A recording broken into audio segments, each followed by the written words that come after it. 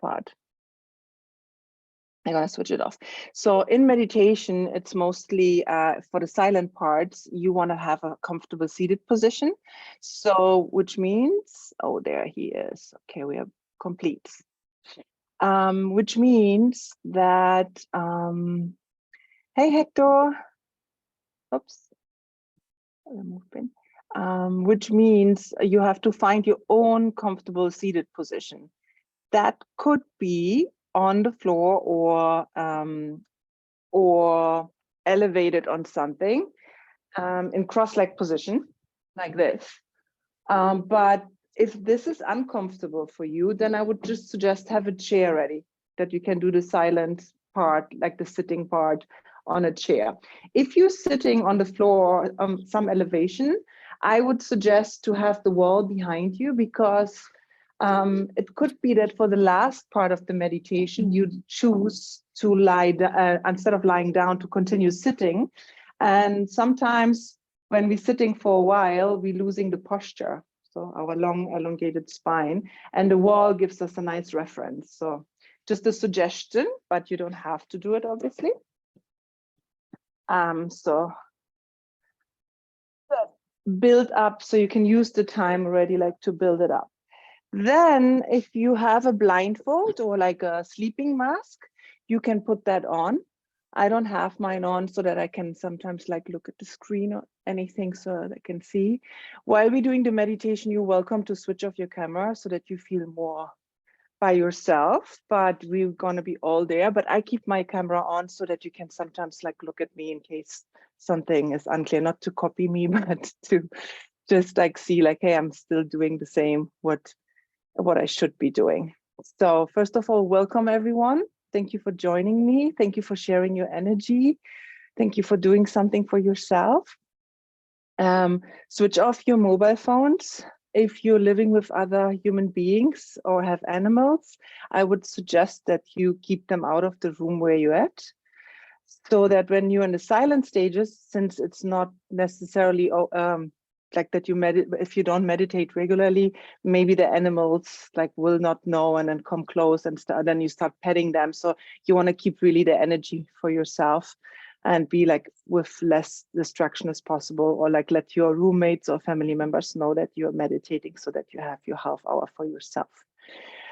Okay, we're going to do Osho Kundalini meditation. It's an active meditation. Active meditation means that we work with movement. There are 3 stages with music.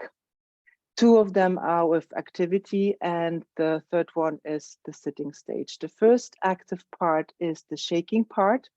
We're using the body and the shaking to free up the pelvic area, to free up the bottom of the spine.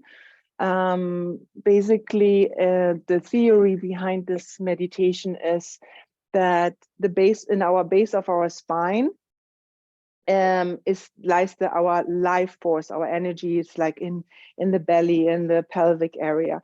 And in order to free that up, sometimes it's a little bit stuck because, you know, like we have like difficulties in life, or we have tensions, we stiffened up because of difficult situations. So in order to free that up, we're using the shaking to lose it up. And I'm going to give you a little example. Obviously, there's different ways to shake. For Kundalini meditation, it helped me to use the floor to push into the floor, which from the side looks like this. So I have soft legs, and I'm thinking about pressing the floor away with my feet, and I'm allowing the body to get like a little bouncing kind of going. So like with little children, when they're sometimes like bouncing to music, this is what they're basically kind of doing. So you want to find like a little gentle shaker, and I would love you to bring attention to the pelvis area. So this is the first area where you want to get like some movement. So instead of shaking this way, rather have like a softness in the knees and let the shaking be in the pelvis area, be in your buttocks, be in your legs, and then see if you can kind of imagine that there's an energy in your body which is rising upwards. So, and then of course, let your arms just like go with it, right? After a while, like maybe they're going to move a little bit. And if nothing is moving and you feel like you're like kind of stiff, just see if you can loosen up. the arms as well. There will be a certain music going while the shaking is going on, and then it's going to get quieter. And then you know that the next stage is beginning, which is the second active part, which is music for dancing. And I want you that you feel the music, and that you let your body move to the music, so that you don't imagine like any steps or like think about how to move, but just like take a little moment, like maybe let the shaking just get slower and slower, and then just like see how does your body wants to move. And it could be that you just want to like just bend forward or like go on the floor, do whatever your body wants in that moment to do. Sometimes there's no movement and you just like there's nothing happening, then just help your body, like try like to encourage like some movement, and then see if it continues without you. What to mention, sometimes the mind might kick in. If you are not a regular meditator or don't have like a regular meditation practice, even in the active part, it could happen that your mind is going to be active, or that you are becoming aware of your mind. That is not a problem. Meditation doesn't mean that you're not thinking.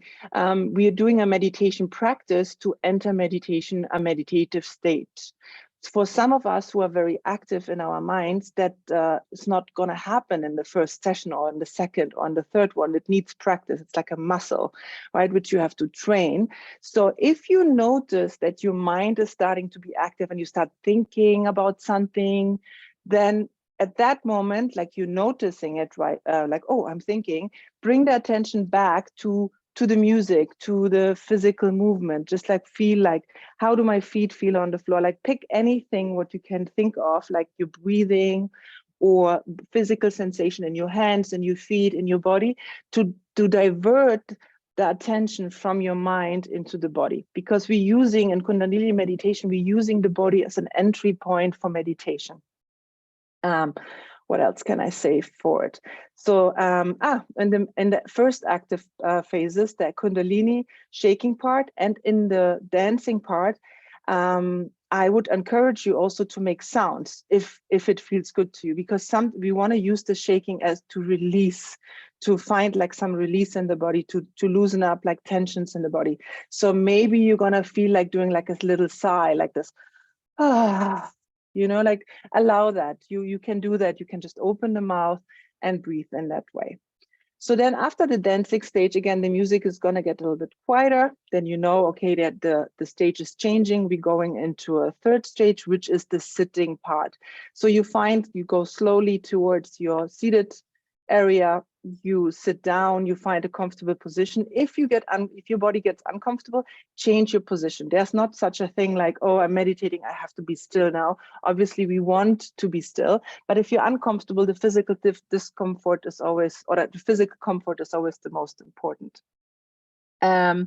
During the silent stages at the end, which is the third stage with music, and then afterwards it's going to move into complete silence, I suggest that you're breathing through the nose, so that you don't open the mouth anymore, but that you're breathing through the nose, and you find your diaphragmatic breath, so that you're breathing into our rib cage, into the belly. You let the belly just like open up. You don't tighten the belly or anything. You just like let the breath go in and out. So the original meditation is 1 hour.